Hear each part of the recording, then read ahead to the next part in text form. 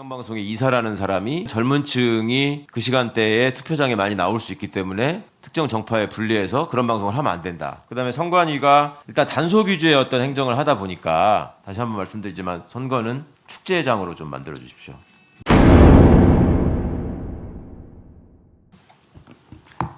예, 열린민주당 최강욱입니다. 후보자님 일단 지명되신 걸 축하드리고요. 감사합니다. 그간 연구해 오신 여러 성과들이 공적인 자리에서 유감없이 능력을 발휘하시는데 구현됐으면 참 좋겠다는 생각을 합니다. 그래서 질의에 들어가겠습니다. 그 화면을 좀 봐주시겠습니까? 민주시민교육이라는 부분이요. 선관위가 그 선거 관리를 넘어서서 대한민국의 민주주의 발전을 위해서 좀 준비해야 될 여러 가지 과제 중에 하나가 아닌가 싶은데요. 화면이 준비될 때까지 제가 좀 말씀드리겠습니다. 자, 넘겨주세요.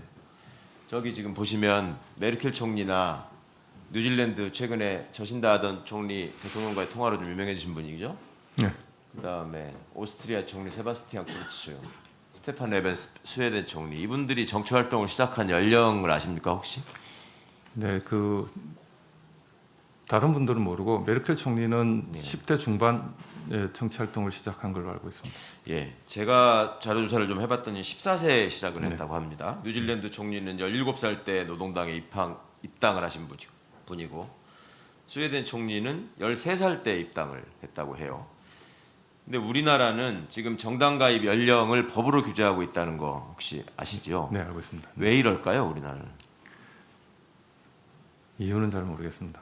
제가 좀 짧은 생각이지만 과거에 우리 이제 모의 투표, 그러니까 학생들에게 또 시민들에게 선거의 중요성과 또 선거 과정을 체험하게 하기 위해서 선거 전에 모의 투표를 하는 문제에 대해서 선관위가 2016년이나 2018년에는 이게 여론조사로 공표되는 것이 아닌 한, 그다음에 공정하게 진행되는 한 이것은 뭐 가능하다 이렇게 회신을 한 적이 있었는데, 또 나중에는 공식적인 답변을 통해서 또 하면 안 된다.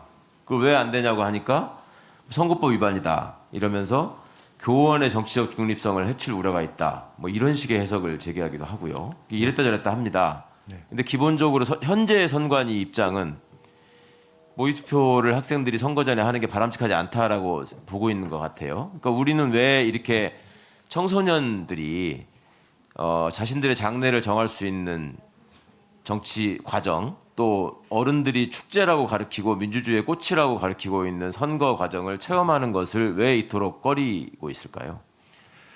예, 일단 그 의원님의 문제의식에 저도 개인적으로 적극적으로 공감을 느낍니다. 네.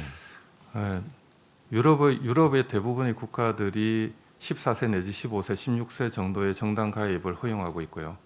그리고 우리가 널리 인지하고 있는 그 토니 블레어라든지 네. 이런 분들이 그 당시에 입당을 해서 청소년기에 정당을 통해서 그 정치 교육을 받고 그리고 정당 내에서 리더가 되어서 영국 정치를 뛰어난 지도자가 되었다라고 하는 점 알고 있고요.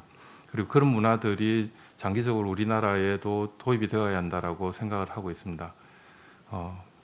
근데 이제 지금 현재로서는 선거법이 어쨌든 그러한 활동들을 규제할 수밖에 없게끔 되어 있어서, 예를 들면 모의투표 같은 경우에는 공무원법과 그다음에 특히 모의투표 같은 경우에 공표 금지가 아마 선거법 제 108조 그 후보자에 대한 점수나 그 순위를 공개할 수 없게끔 만들어 놓은 것인데요.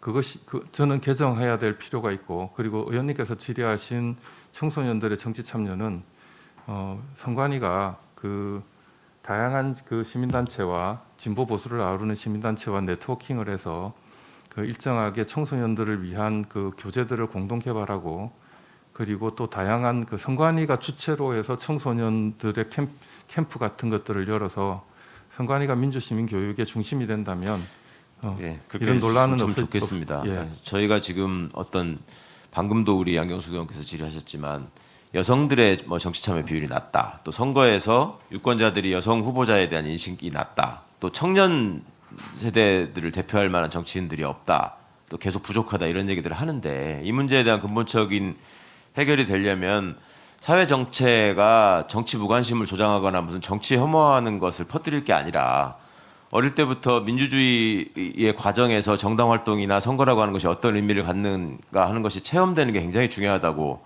보는데요. 이 부분 좀 적극적으로 검토해 주셨으면 좋겠고, 또 다른 한편으로 이게 이제 법 개정이 되려면 결국은 어떤 정치 세력 간의 합의가 이루어져야 되지 않겠습니까? 그런데 현재까지 제 느낌으로는 이렇게 어린 청소년 세대가 정치 의식을 갖게 되고 정치 의식이 깨어나게 되면 자신들에게 불리하다라고 생각하는 정파가 있는 것 같아요.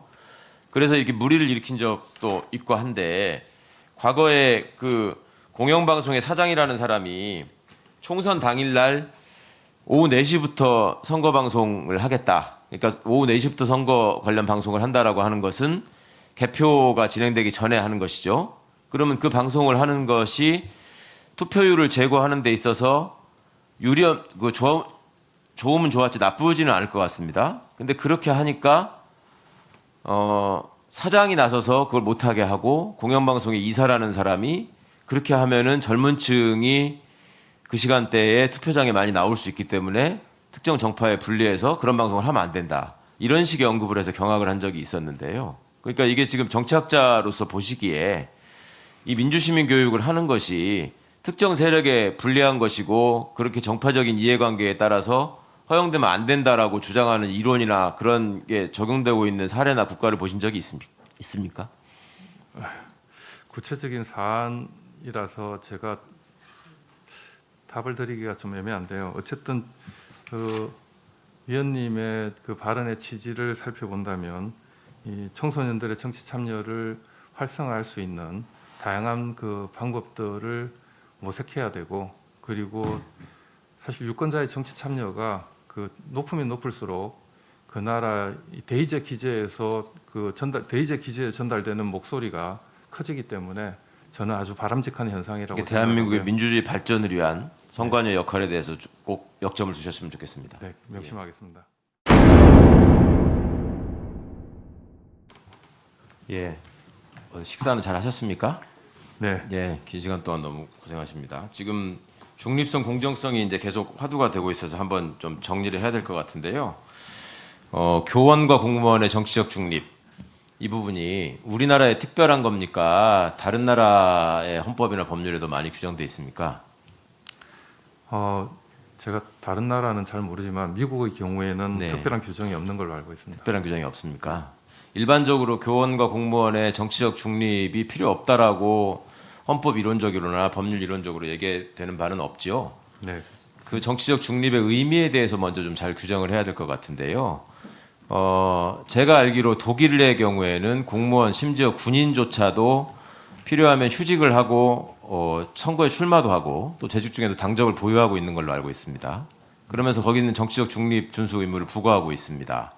그 의미는 본인의 공적인 지위, 공적인 권한을 정치적 의도하에 또 정치적 편향하에 사용했을 때, 특정 정파의 정치적 이익을 위해서 사용했을 때, 그때 정치적 중립을 어긴 것으로 보는 게 맞을 것 같은데 동의하십니까? 네, 동의합니다. 그러니까 정치적 중립이라는 의미가 우리나라에서는 이상하게 과거의 독재 정부나 비민주적인 정부들을 수십 년 거치면서 정치적인 의사 표명을 하지 않는 것이 정치적 중립인 것처럼 지금 오해되고 있는 것 같습니다. 과거에는 정치적 중립을 어기는 사례가 굉장히 많았죠. 관권 선거라는 표현으로 압축이 되는데, 공무원들은 뭐 선거에 동원하고 군에서는 뭐 노골적으로 공개 투표를 자행하고 뭐 이런 상황이었기 때문에 정치적 중립 의무가 내용이 중요했고, 근데 그것이 불행한 역사에서 왜곡돼 있다 보니까 정치적 현안이나 정치적 의사 표시가 필요한 부분에서 뭔가 발언을 하면은 정치적 중립에 문제가 있는 것으로 간주해서 정치적 공격을 가하고, 그런 상황에서 입 다물고 가만히 있으면서 물밑으로 다른 일을 하게 되면은 외견상 정치적 중립을 지킨 것처럼 보이고, 이런 이상한 상황이 연속되고 있는 것 같은데 어떠십니까? 공감하십니까? 네, 경청하고 있습니다. 과거에 하워드진인가요? 그분이 쓴 책 제목이 생각이 나는데, 달리는 기차의 중립은 없다, 이런 책이 있었던 것 같습니다. 네. 기차가 달리고 있는데 그쪽으로 가면은 사람들이 다 다친다, 글로 가면 안 된다라고 외치는 사람은 정치적 중립을 어기는 거고, 그 안에 가만히 있으면서 거기에 그냥 편승하는 사람은 정치적 중립을 지키고 있는 것이다. 이런 담론이 가능합니까? 경청하고 있습니다. 멀쩡한 역사적 사실을 왜곡하고 허위 조작 정보를 통해서 그런 왜곡된 조작된 사실을 유포하는 사람들, 무슨 북한군이 내려와 가지고 5.18 폭동을 일으킨 것이다 라고 날조해서 퍼뜨리는 사람들, 그런 사람들이 얘기하는 가짜 뉴스와 후보자가 얘기하는 어떤 사실관계에서의 의문점이나 이런 것들을 정치적 발언이나 정치적 행동을 할 수 있는 교수로서 문제를 제기한 게 같은 층위에서 취급돼야 한다고 생각하십니까? 경청하고 있습니다. 선거제도와 관련해서 아까 답변하시던 중에 그 지금 선거법 체계 자체가 너무나 이제 규제 위주로 돼 있다 보니까 실제로 선거 운동을 하다 보면은 선거에 나선 분들은 선관위의 불합리한 어떤 해석이나 조치 때문에 많이 항의를 하는 경우가 있는 것 같고요. 선관위의 해석을 요청하고 그거를 받아들여서 그대로 따라서 했는데도 나중에 문제가 돼서 형사 입건되고 이러는 경우도 종종 있는 것 같습니다. 네. 그 선관위의 해석이 그러면 행정부로부터 존중을 못 받고 있다는 건데 그 부분에 대해서 어떻게 생각하십니까? 네, 일단 제가 파악할 때는 그 선관위가 중앙과 지방으로 나누어져 있고 네, 일선 선관위 사무를 지방에서 많이 보기 때문에 네, 일사불란한 어떤 규제 적용 이런 것들이 좀 불가능했지 않았나. 그 자체는 선거법 자체가 해석의 여지를 너무 많이 품고 있기 때문에 그런 사건들이 발생했다라고 전 개인적으로는 생각을 하고 있고요. 이런 문제들은 그 선거법이 그 네거티브형으로 바뀔 때 폭넓게 해소될 수 있지 않을까 그렇게 생각합니다. 그러니까 이제 악순환이 좀 있는 것 같습니다. 이제 선거관리위원회 취임을 무사히 하시게 된다면 이제 위원으로서는 좀 한계가 있을 수 있긴 한데 그 선관위의 사무기구가 지금 여러 가지 행정의 면에서 보이고 있는 모습이 그냥 가장 선진적이냐 이 부분에 대해서는 같은 공무원들끼리도 좀 의문을 표시하는 경우가 있는 것 같아요. 그러니까 선관위는 일단 투표 업무나 이런 것과 관련해서 일단 그 일반 행정공무원들의 행정 응원을, 행정 조력을 받아야 되잖아요. 그렇게 하는 과정에서 생기는 매끄럽지 않은 문제들도 좀 잘 해결하셔야 될 것 같고, 그다음에 선관위가 일단 단속 위주의 어떤 행정을 하다 보니까 선관위가 선거 참여율을 높이고 또 정치적인 어떤 의사표시의 활성화를 기하고 선거를 정말 축제의 장으로 민주주의가 꽃피우는 장으로 만드는 데 몰두하는 게 아니라 이거 하지 못하게 하고 저거 하면 문제가 된다고 하고 이거는 하지 말라고 이런 식으로 지금 받아들여지고 있고 또 그런 것들이 계속 이어지다 보면 선거를 마치고 나서 그것 때문에 불이익을 받았다고 생각하는 사람이 규제를 완화하는 게 아니라 강화하는 방식으로 다른 당에서 다른 후보가 했던 것들을 떠올려가면서 규제를 자꾸 늘려가고 거기에 편승해서 또 선관위는 권한을 넓혀가고 또 다음 선거가 되면 또 불만이 생기고 이런 악순환이 좀 있는 것 같습니다.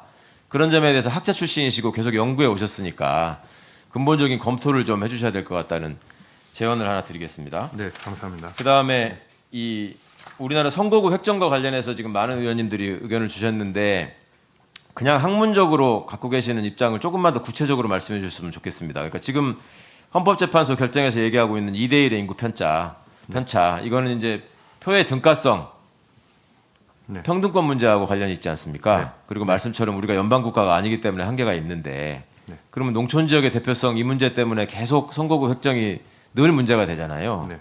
그리고 이런 문제들을 농촌 경우에는 특별한 경우 아까 어퍼머티브 액션 같은 걸 말씀하셨는데 잘 와닿지가 않아서요. 조금만 구체적으로 설명해 주십시오. 네. 가령 예를 들어서 이제 미국 상원의 경우에는 주간 그 평등성을 유지하기 위해서 물론 이제 연방제이지만 근데 우리가 이제 제도를 그러니까 이건 이제 뭐 공식적으로 선관위 안이 될 수는 없겠습니다만 제가 그냥 상상을 조금 해보면 권역별로 그 비례대표들을 할당을 하고 그리고 그 비례대표 할당의 기본적인 비율을 그 농어촌을 배려하는 쪽으로 할당을 한다든지 이런 제도가 민주주의가 허락하는 범위 내에서 제도에 대한 디자인들을 좀 더 숙고를 할 필요가 있다 이렇게 생각을 해왔습니다.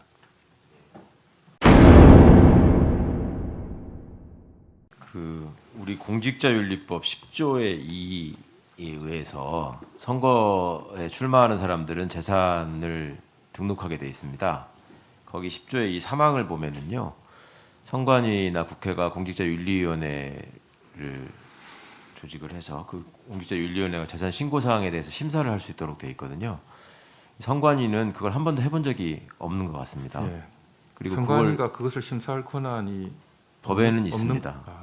예, 네. 법에는 찾아보니까 있는데요. 이게 지금 시행령도 그러니까 중앙선관위 규칙으로 이제 구체적인 방법을 정하게 돼 있는데 그걸 만들지도 않았고요. 아예 안 하는 일로 알고 있습니다.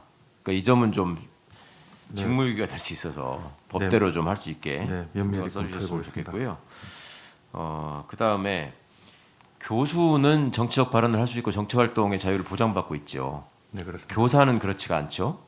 네, 그렇습니다. 무슨 차이 때문에 그런다고 생각하십니까? 교사들의 정치적인 어떤 의사표현이나 정치적인 식견을 교수와 차별하는 결과 아닌가요? 결국 같은 교직에 계신 분들이고 경청하고 있습니다. 네.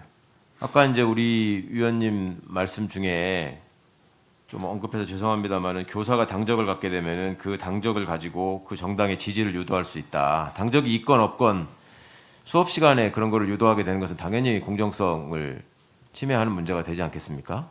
근데 당적을 가졌다고 해서 그렇게 유도할 것이다라고 생각하는 것도 교사의 정치적인 수준을 너무 폄훼하시는 거 아닌가 싶은 생각이 들고 교수와 비교해 보면 더더욱 그렇지 않은가 하는 걱정이 들어서 드리는 말씀입니다.